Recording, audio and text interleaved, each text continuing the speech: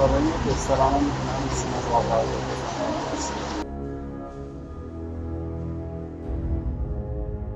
Sadece olarak önceden isteyici bilməlidir ki, Restoranlarda hesabın üzərinə əlavə olunan servis haqqı uzun illərdir müzakirə mövzusudur. Bəziləri bunu normal hesab etsə də, bir çox müştəri bu ödənişin hansı əsasa tutulduğunu bilmir.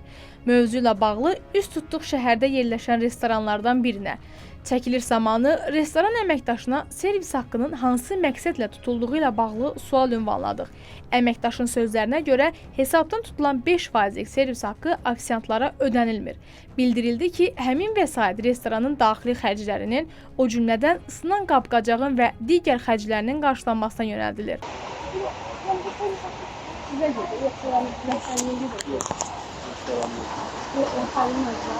Sorun yok. Restoranın mühendisine vallahi.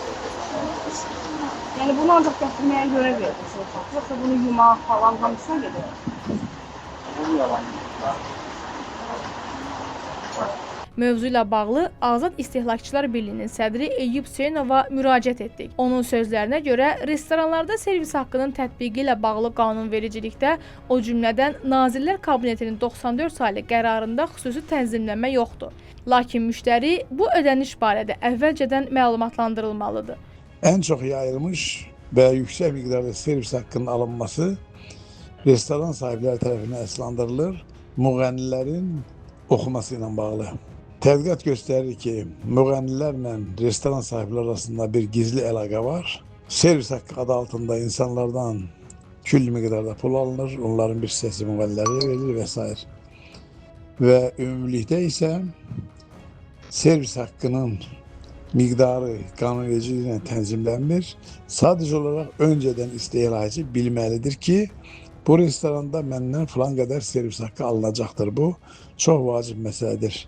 Əgər isteyicinin narazılığı olarsa, bu barədə Prezident yanında Antinsar və Bazara Nəzarət Dövlət Agentliyinə müraciət etməlidir. 012 599 76 00 telefonu ilə. Araşdırmamızdan belə məlum olur ki, restoranlarda servis haqqını müştəriyə ödətdirmək sadəcə sahibkarın qazancını artırmaqdan başqa bir şey deyil. Vətəndaşlar isə bu yersiz ödənişlərin bitəcəyi zamanı səbirsizliklə gözləyir. Ümid edirik ki, o vaxt çox da uzaqda deyil.